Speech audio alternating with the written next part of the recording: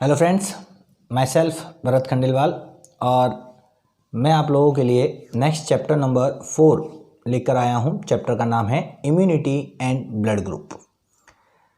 ये चैप्टर आज के लिहाजे से, अभी के माहौल के लिहाजे से काफ़ी इम्पोर्टेंट भी अपन समझ सकते हैं, क्योंकि अभी कोरोना का काफ़ी चारों तरफ प्रकोप छाया हुआ है, जिसके अंदर हमें कई बार कहा जाता है कि हमें हमारी इम्यूनिटी बढ़ानी चाहिए।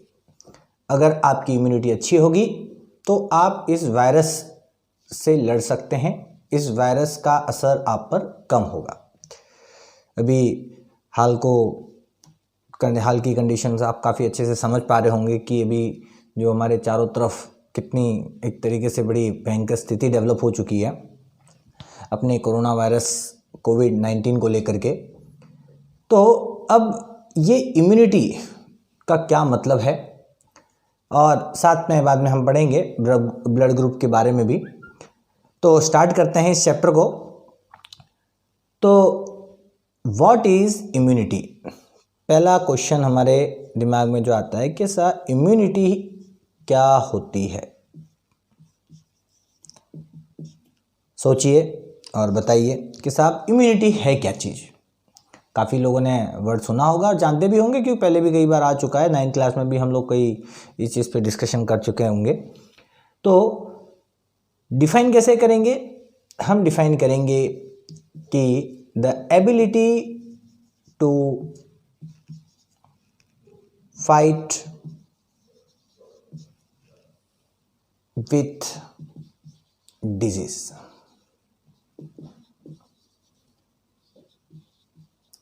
मतलब आपके बॉडी की डिजीज़ से लड़ने की जो एबिलिटी है उसे ही हम लोग क्या बोलते हैं? इम्यूनिटी बोलते हैं। हमारी बॉडी की वो ताकत जिसके द्वारा वो क्या करती है? बीमारियों से लड़ती है, उसको हम इम्यूनिटी बोलते हैं। इसको स्ट्रॉन्ग करोगे तो बीमारियों के प्रति आपकी बॉडी बहुत स्ट्रॉन्ग तरीके से लड़ेगी और बीमारियां आपको परेशान नहीं करेगी, आपको बीमारी लगेगी नहीं।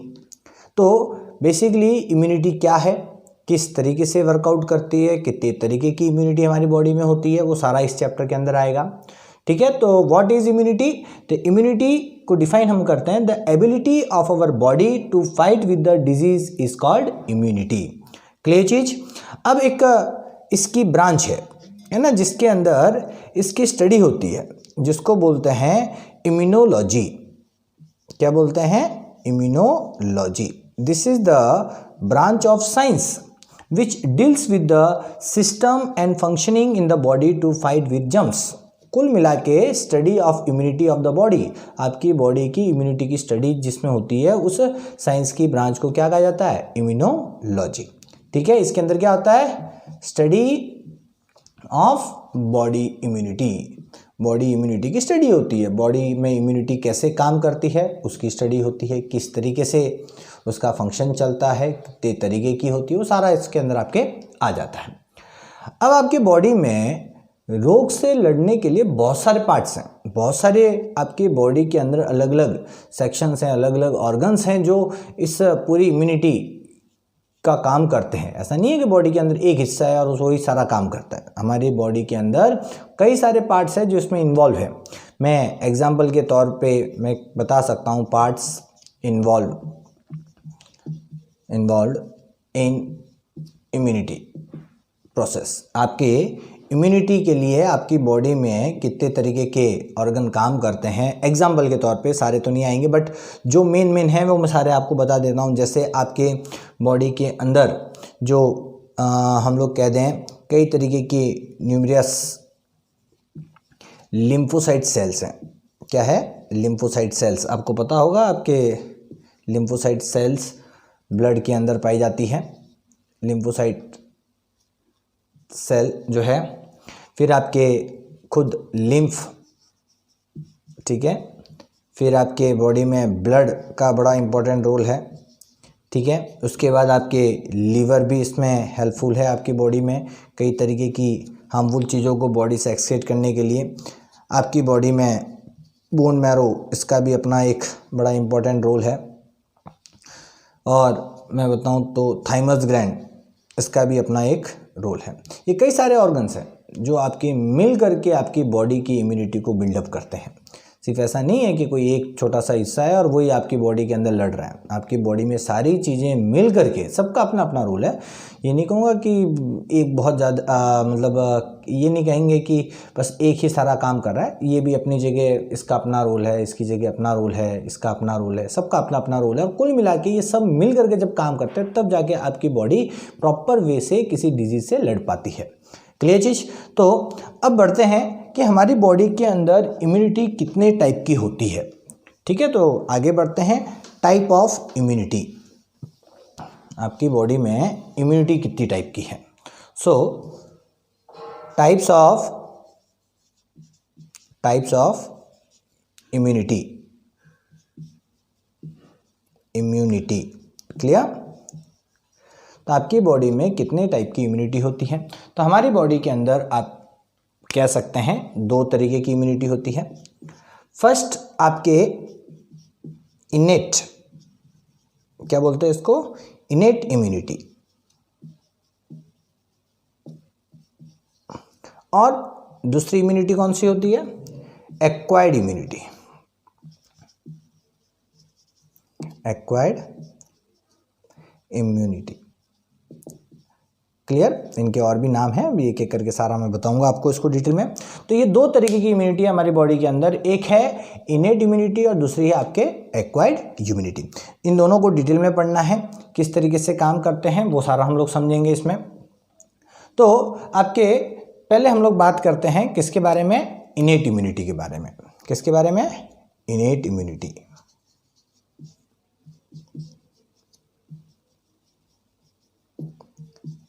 क्लियर चीज। चलते हैं आगे। अब पहले तो ये देख लें कि भाई इनेट इम्यूनिटी को और क्या कहा जाता है। इम्यूनिटी को हम लोग इनेट डिफेंस मैकेनिज्म भी बोल सकते हैं। क्या बोल सकते हैं हम लोग इसको, इनेट डिफेंस मैकेनिज्म।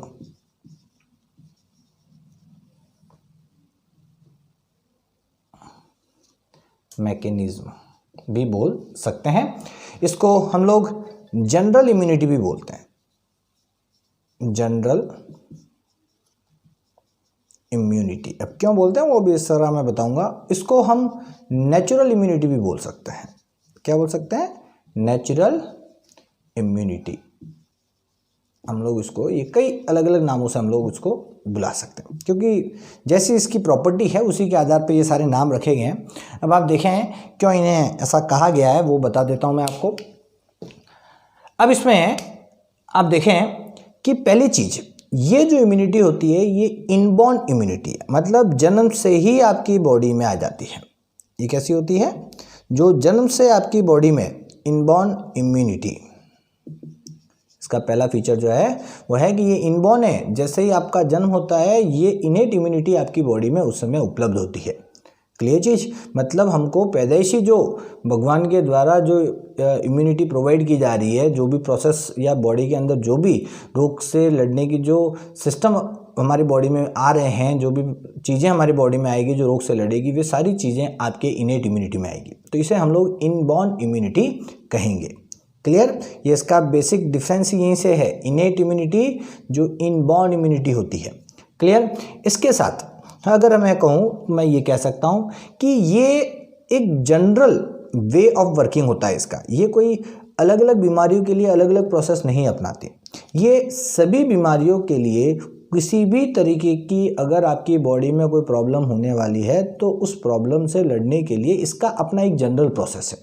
तो ये हर बीमारियों से एक जनरल तरीके से लड़ती है ना। ये कोई स्पेसिफिक, है ना, हम ये कह सकते हैं डजंट गिव स्पेशल प्रोटेक्शन। ये कोई स्पेशल प्रोटेक्शन हमें प्रोवाइड नहीं करती, है ना, स्पेशल प्रोटेक्शन अगेंस्ट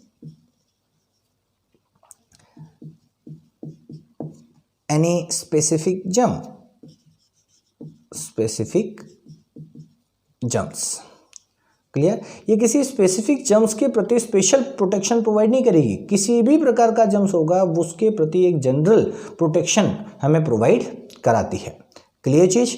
फिर अब दूसरा है आपके इसके बारे में कहें तो ये एक नेचुरल इम्यूनिटी हुई, क्योंकि ये बाय नेचर आपकी बॉडी में जन्म से आ रही है, तो इसको हम लोग नेचुरल इम्यूनिटी भी कह सकते हैं।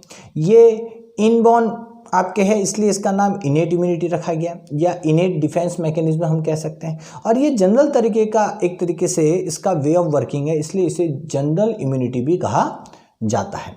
क्लियर चीज? तो ये आपके इसकी कुछ प्रॉपर्टी, बेसिक प्रॉपर्टी हो गई। अब जैसे ही बच्चा जन्म लेगा, तब जन्म लेते कोई बीमारी अगर उसके आसपास आ गई, कोई जर्म्स उसके आसपास आ गए, तो भाई बॉडी को कोई तो उससे लड़ने के लिए कुछ तो सिस्टम होना चाहिए, और जो हमारी बॉडी में उस समय है वो आपका है इनेट इम्यूनिटी। एक होता है ना, आपको अगर मैं कहूँ कि सर हम भी जब कभी कहीं बाहर जाते हैं, मान लो कोई भी इंसान अगर बाहर जाता है और उसे कोई लड़ने आ जाता है, तो हमारा एक जनरल तरीका होता है, हम उससे पहले बातों से झगड़ते हैं, फिर धीरे धीरे हम लोग उसे अपने एक जितना भी हमको एक हाथापाई करने के तरीके आते हैं, लात घूसे जो आते हैं, हम वो उस तरीके से लड़ते हैं। तो एक हमारा जनरल प्रोसेस होता है किसी से लड़ने का। लेकिन अगर कोई बाहर जा कर के, है ना, वो अलग अलग लोगों से लड़ने के लिए, जिसको कराटे आते हैं तो कराटे वाले से कराटे के तरीके से लड़ना पड़ेगा, किसी को और कोई विद्या आती है जिससे वो लड़ता है, और कोई मेथड उससे लड़ने का तरीका आता है, तो उससे लड़ने के लिए हमें उसके तरीके से लड़ना पड़ेगा। कुल मिला के ये है कि एक तो होता है कि स्पेसिफिक के लिए स्पेसिफिक तरीका अपनाना, और एक जिसको ये कुछ भी नहीं आता, वो चाहे कराटे वाला है, कोई जूडो वाला है, या कोई और कुंफू वाला है, सबके प्रति वो अपना एक जनरल तरीका अपनाएगा। तो एक जनरल तरीका अपना करके किसी से लड़ना, that is called innate immunity, general immunity कहलाती है। क्लियर चीज है ना? आप भी देखते हैं एक जनरल व्यक्ति जो होगा, वो उसको आप बोलो कि साहब आतंकवादी है वगैरह है, या कोई दूसरा यहाँ का लोकल कोई गुंडा है, उससे लड़ोगे तो आप कैसे लड़ोगे भाई? आपको तो जैसा आता होगा वैसे लड़ोगे, आपके पास कोई स्पेशल अपना तरीका नहीं है ना? तो आप जो लड़ते हो वो एक अपने जनरल तरीके से, लेकिन वही कमांडो आकर के उनसे फाइट करते हैं, तो जब कमांडो आएगा तो कमांडो तो अपना एक स्पेशल वे होता है उनका, वे ऑफ वर्किंग, और वो उस तरीके से लड़ते हैं, तो वो स्पेशल हो गए। यहाँ पर हम बात कर रहे हैं जनरल। तो बॉडी की एक ऐसा सिस्टम, बॉडी का एक ऐसा प्रोसेस जिसके द्वारा वो आपके बॉडी में कोई भी बीमारी आए, कोई भी डिजीज आए, उसके प्रति एक सिंपल और एक जनरल प्रोसेस के थ्रू जो लड़ने का तरीका होता है, that is called innate immunity. अब इसके बाद अगर हम लोग बात करें कि इसमें भी आपके कई वर्किंग प्रोसीजर हैं, इसमें भी कई तरीके के आपके हम लोग कह सकते हैं कि पार्ट हैं, इसको भी अगर क्लासिफाई करें तो पहला मैं क्लासिफिकेशन इसमें बता देता हूं आपको। पहला आपके इसमें वर्क करता है फिजिकल बैरियर। क्या काम करता है? Physical barrier. अब आप समझिएगा इसको कि जनरल इम्यूनिटी कैसे काम करती है। अब फिजिकल बैरियर में क्या होता है?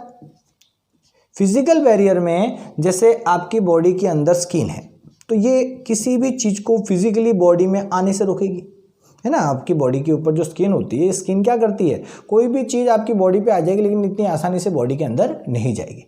तो अब कोई जर्म्स आपकी बॉडी पे आके बैठ गया लेकिन अंदर नहीं जा सकता, तो उसका इफेक्ट नहीं होगा। तो पहले तो आपकी स्किन ने रोका, तो ये हो गया फिजिकल बैरियर। ऐसे ही आपके नोज़ के अंदर जैसे आप कह सकते हैं सीलिया, हेयर लाइक स्ट्रक्चर्स जो पाए जाते हैं, है ना, सीलिया इन नोस्ट्रिल आप कह लो, नोस्ट्रिल, तो ये भी क्या है? ये फिजिकल बैरियर है। ये डस्ट वगैरह को आपकी बॉडी में, जर्म्स वगैरह को बॉडी में जाने से रोकती है। तो ये भी आपकी फिजिकल एक बैरियर हो गया। फिर आपके एक कई जो है जिसको हम फ्लैजिला, कई जगह ये सीलिया टाइप के जो स्ट्रक्चर्स होते हैं उन्हें फ्लैजिला कहा जाता है। एक और है हमारे बॉडी के अंदर जैसे म्यूकस, ये भी नोज़ में आप देख सकते हो, जो म्यूकस एक लिक्विड पाया जाता है, चिपचिपा लिक्विड होता है, जो आपके बॉडी के अंदर कोई भी चीज़ ज़्यादा एंटर कर रही है हवा के साथ, एयर के साथ, तो वो क्या होता है आपके नोस्ट्रिल वाले पार्ट के अंदर इस म्यूकस की वजह से चिपक जाता है, तो लंग्स तक पहुंच नहीं पाता। तो ये सारी चीज़ें जो हैं ये क्या है? Physical barrier. क्लियर चीज़। इसके बाद एक दूसरा आपके आता है, वो कौन सा है? वो है आपका केमिकल बैरियर। कौन सा है? Chemical barrier. अब केमिकल बैरियर क्या है?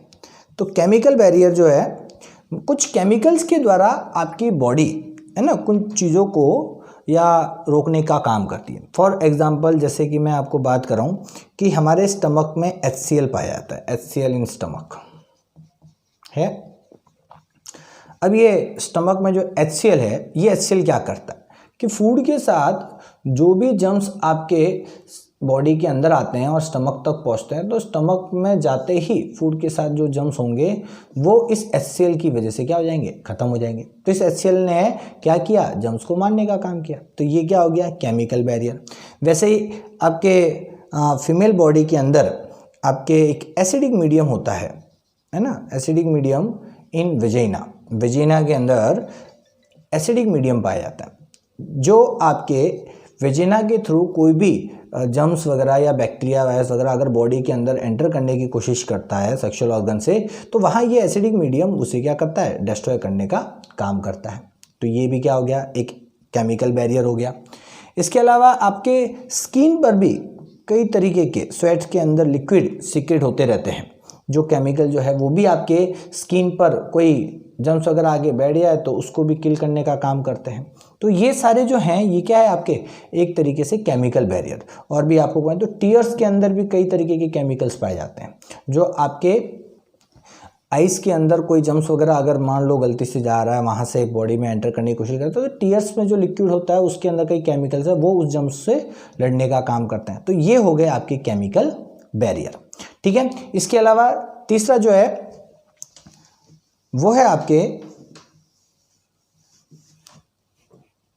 Cellular barrier. कौन सा है, सेलुलर बैरियर, सेलुलर बैरियर।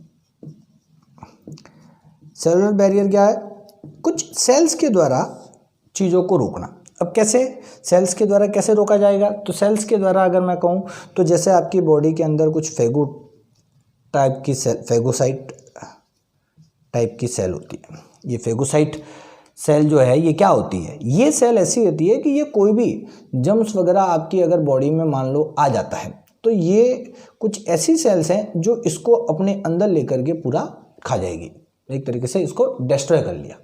तो ऐसी सेल, फॉर एग्जांपल मैं आपको नाम बताऊं ऐसी सेल का, तो है आपके जैसे मैक्रोफेग सेल, मैक्रोफेग,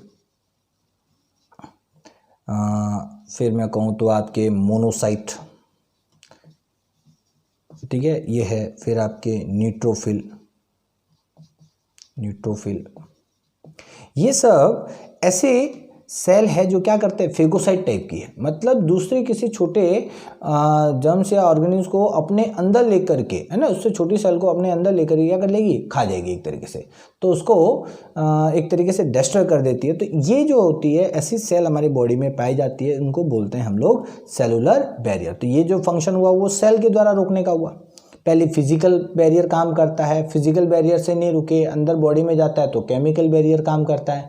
अब केमिकल बैरियर से भी अगर आपकी चीज़ नहीं रुकती तो फिर सेलुलर बैरियर काम करना चालू करता है, ठीक है। तो इन सब के साथ एक और सिस्टम है जो अक्सर काम करता है, और वो है आपके, मैं कहूँ तो that is fever and inflammation, fever और इन्फ्लेमेशन। ये क्या होता है, अक्सर जब भी आप देखते होंगे आपकी बॉडी में जर्म्स वगैरह ज़्यादा, है ना, आ जाते हैं, उस समय आपकी बॉडी में बुखार आना और सूजन आने का प्रोसेस भी होता है।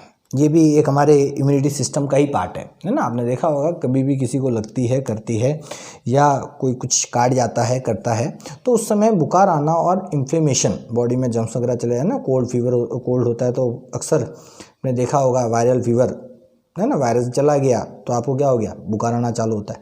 ये फीवर और इन्फ्लेमेशन क्या, फीवर एक तरीके से बॉडी का टेम्परेचर बढ़ा करके इनकी ग्रोथ को रोकने का काम करते हैं। जो जर्म्स वगैरह माइक्रो ऑर्गेनिज्म जो होते हैं इनकी ग्रोथ को रोकने का काम करते हैं, क्योंकि ये हाई टेम्परेचर में अपनी ग्रोथ नहीं कर पाते। तो हमारी बॉडी इसलिए अपना टेम्परेचर बढ़ा देती है, हमारी बॉडी का सिस्टम ऐसा बना हुआ है, तो वो अपने आप टेम्परेचर को इंक्रीज करेगी ताकि ये जो जर्म्स हैं अपनी ग्रोथ नहीं कर पाए। ये जितने ज़्यादा होंगे बुखार उतना ही ज़्यादा बढ़ता जाएगा। साथ में इन्फ्लेमेशन, कई पार्ट्स हैं, इन्फेक्शन होने पर सूजन आ जाती है। अब ये सूजन आने का कारण क्या होता है कि ब्लड की सप्लाई उस ऑर्गन पर ज़्यादा हो जहाँ पर आपके जर्म्स का इफेक्ट जाता है। ब्लड का अगर सप्लाई ज़्यादा होगा तो उससे क्या होगा, है ना, इन्फ्लेमेशन, सूजन आएगी तो ब्लड लाइंस खुलेगी, ब्लड लाइंस ज़्यादा खुलेगी तो ब्लड की सप्लाई उस पोर्शन पे बढ़ेगी, और जब ब्लड की सप्लाई बढ़ेगी तो वहाँ पर न्यूट्रिएंट ज़्यादा पहुँचेंगे, ऑक्सीजन ज़्यादा पहुँचेगी, तो वहाँ की सेल को एक ज़्यादा से ज़्यादा एनर्जी प्रोवाइड होगी, वो फंक्शन अच्छे से करेगी और वो उस इन्फेक्शन से लड़ने का काम करेगी। तो ये इन्फ्लेमेशन इसलिए आता है। तो बुखार आना, inflammation is a part of innate immunity. Clear चीज़ समझ में आई? तो इनेट इम्यूनिटी में हमने 4 तरीके हमने देखे। पहला जो था वो कौन सा था, आपका फिजिकल बैरियर। दूसरा हमने जो देखा वो कौन सा देखा, केमिकल बैरियर। तीसरा हमने कौन सा देखा, दैट इज सेलुलर बैरियर।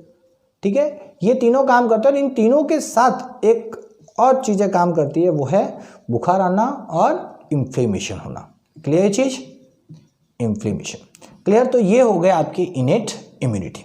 इसके साथ सेकेंड टाइप ऑफ इम्यूनिटी जो हमारी बॉडी में होती है वो होती है एक्वायर्ड इम्यूनिटी। अब एक्वायर्ड इम्यूनिटी जैसा नाम है वैसे इसका काम है, समझते हैं इसको भी।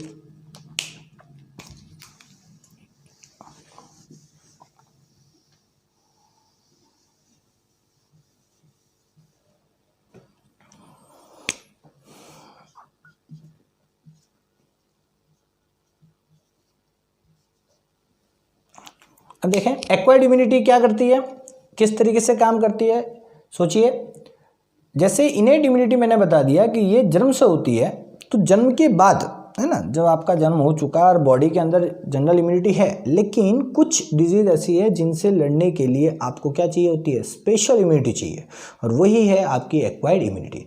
अब एक्वायर्ड का मतलब क्या होता है, वो इम्यूनिटी जो आपको एक्वायर्ड हो। अब एक्वायर्ड का मतलब प्राप्त हो, ये इम्यूनिटी आपके अंदर थी नहीं, लेकिन जैसे जैसे आपकी बॉडी अलग अलग तरीके की जर्म से लड़ती है और धीरे धीरे उन जर्म्स को समझ करके, उन प्रॉब्लम्स को समझ करके अपने अंदर कुछ सिस्टम डेवलप करती है, कुछ दूसरे तरीके की इम्यूनिटी डेवलप करती है, उस तरीके की इम्यूनिटी को बोलते हैं हम लोग एक्वायर्ड इम्यूनिटी। ये आपके, मैं अगर इसकी प्रॉपर्टी बताऊं तो हम ये कह सकते हैं कि इट डेवलप्स ड्यूरिंग कोर्स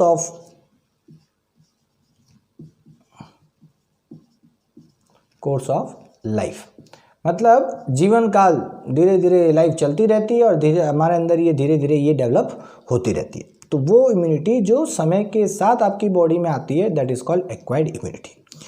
दूसरी इसकी प्रॉपर्टी कि ये स्पेसिफिक प्रोटेक्शन प्रोवाइड करती है, इट गिव्स स्पेसिफिक प्रोटेक्शन। क्या ये, it gives specific protection against specific germs. अब ये अलग अलग जर्म्स के लिए अलग अलग तरीका अपनाएगी, ये सबके लिए एक जैसा तरीका नहीं अपनाती ये सिस्टम। एक्वायर्ड इम्यूनिटी क्या करती है, जर्म्स की खासियत के अकॉर्डिंग, ये कितना डेंजर है उसके अकॉर्डिंग डेंजर मेथड अपनाएगी और उसे खत्म करेगी। तो that is called specific protection against specific germs. तीसरी चीज, इसको हम लोग और भी कई नाम से जानते हैं। कौन कौन से नाम हैं? एक्वायर्ड इम्यूनिटी को हम लोग, जैसे उसको जनरल कहा था, तो इसको हम बोलेंगे स्पेसिफिक। क्या कहेंगे? Specific immunity. क्लियर? और क्या कह सकते हैं इसको? एडेप्टिव भी कह सकते हैं। क्या कह सकते हैं? एडेप्टिव। एडेप्ट किया जा रहा है ना, एडेप्टिव इम्यूनिटी। क्लियर चीज? तो ये आपके जो इम्यूनिटी है एक्वायर्ड इम्यूनिटी है। अब ये काम कैसे करती है? हाउ इट वर्क्स, इसके काम करने का तरीका क्या है? हाउ इट वर्क्स, काम करने का तरीका भी समझ लेते हैं। अब ये काम जो है वो किस तरीके से इसका होता है, देखें। जैसे ही आपके, जैसे मैं कहूँ कि आपकी बॉडी में कोई भी, मान लो बाहर से कोई जर्म्स आपकी बॉडी के अंदर एंटर हो गया, स्पेसिफिक जर्म आपकी बॉडी में क्या हो गया? एंटर हो गया। स्पेसिफिक जर्म जो भी आपकी बॉडी में एंटर होगा, दैट इज कॉल्ड एंटीजन। क्या बोलेंगे इसको? एंटीजन। कि ये एंटीजन जो आपकी बॉडी को नुकसान पहुंचा सकता है, ये आपकी बॉडी के अंदर क्या हो रहा है, एंटर हो रहा है। अब जैसे ही ये अंदर बॉडी में एंटर होगा, हमारी बॉडी इसे पहचानेगी। पहले तो इसे क्या करेगी, इसकी पहचान करेगी। इसकी पहचान करके, इसको समझ करके क्या तैयार करेगी, एंटीबॉडी तैयार करेगी। इस एंटीजन के खिलाफ लड़ने के लिए हमें क्या करना पड़ेगा, अपने स्पेशल कमांडो तैयार करने पड़ते हैं। और हमारी बॉडी जो स्पेशल कमांडो तैयार करती है उसको बोलते हैं एंटीबॉडीज़। तो एंटीजन के खिलाफ हमने क्या तैयार किए, एंटीबॉडी तैयार किया। और ये एंटीबॉडी क्या करेंगे, इनके साथ, है ना, इनके बीच में क्या होगी, एक रिएक्शन होगी या एक जंग होगी, आप ये कह सकते हो। इनके बीच में क्या होगी, एक मुठभेड़ चलेगी और उसे हम लोग एक नाम दिया हुआ है, that is called CMI। Short में उसको क्या बोलते हैं, CMI, मतलब cell mediated immunity. Cell mediated immunity, cell mediated immunity मतलब आपकी बॉडी में बाहर से जैसे ही जर्म्स एंटर करता है, आपकी बॉडी उसे पहचानती है, पहचान करके उसके खिलाफ लड़ने के लिए एंटीबॉडी तैयार करती है। फिर ये एंटीबॉडी और एंटीजन की क्या होती है, आपस में इंटरेक्शन, रिएक्शन होती है। और उस प्रोसेस को दैट इज़ कॉल्ड CMI। और CMI के थ्रू, सेल मीडिएटेड इम्यूनिटी के थ्रू क्या होता है, ये एंटीबॉडी इसे डिस्ट्रॉय कर देता है और ये ख़त्म हो जाता है। क्लियर चीज़। तो इस तरीके से ये काम करता है। एक्वायर्ड इम्यूनिटी के काम करने का तरीका क्या है, एंटीबॉडी तैयार करके उनके बीच में CMI रिएक्शन के थ्रू, सेल मीडिएटेड इम्यूनिटी के थ्रू इसे क्या करना, ख़त्म करना। क्लियर चीज़, आगे बात समझ में आए। तो ये हो गया आपका एक्वायर्ड इम्यूनिटी। एक्वायर्ड इम्यूनिटी भी दो टाइप की है। एक्वायर्ड इम्यूनिटी का भी अगर मैं क्लासिफिकेशन करूं तो ये भी आपकी क्या हो जाती है, दो टाइप की हो जाती है। अब दो टाइप की कैसे होती है वो समझते हैं। फर्स्ट आपके एक्वायर्ड इम्यूनिटी जो है वो है एक्टिव इम्यूनिटी। एक्टिव इम्यूनिटी क्या होता है, एक्टिव इम्यूनिटी? एक्टिव इम्यूनिटी का मतलब आपकी बॉडी के अंदर जब एंटीजन आया है ना, मतलब कोई हार्मफुल माइक्रो ऑर्गेनिज्म आपकी बॉडी में जा रहा है, तो आपकी बॉडी खुद एंटीबॉडी तैयार करेगी। आपकी बॉडी क्या करेगी, सेल्फ, है ना, बॉडी के अंदर एंटीबॉडी अपने आप तैयार होंगे। अपने आप आपकी बॉडी क्या करेगी, इसे तैयार करेगी और फिर ये इससे लड़ेगा, इसको ख़त्म कर देगा। अगर एंटीबॉडी आपकी बॉडी के अंदर बना तो that is called active immunity. उसे क्या बोलेंगे हम लोग, एक्टिव इम्यूनिटी। चलिए, तो नेक्स्ट इम्यूनिटी जो है, जो हमारे अंदर काम करती है, वो कौन सी है, वो है पैसिव इम्यूनिटी। कौन सी है, पैसिव इम्यूनिटी। Passive immunity.